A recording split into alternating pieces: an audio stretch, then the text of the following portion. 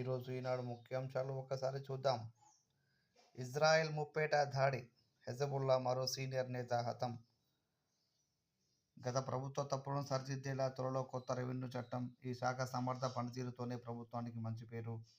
తహసీల్దార్ల సదస్సులో మంత్రి పొంగులేటి శ్రీనివాసరెడ్డి చేసిన వ్యాఖ్యలైతే మనం ఇక్కడ గమనించవచ్చు. సో అదేవిధంగా పేదల రక్తం కన్నీళ్లతో మూసిని సుందరీకరిస్తారా అంటూ హరీష్ రావు చేసిన వ్యాఖ్యలైతే ఇక్కడ మనం గమనించవచ్చు. సో దీంతో పాటు మరో అంశం ఇక్కడ స్వాతంత్ర శతాబ్ది ఉత్సవాల నాటికి సుసంపన్న భారత్. ఈనాడు ఈటీవీ ముఖాముఖిలో IMF India ED Krishnamurthy Subramanian వెల్లడించిన అంశాలు ఇక్కడ ఈనాడు మరో బ్యానర్ ప్రచురించింది.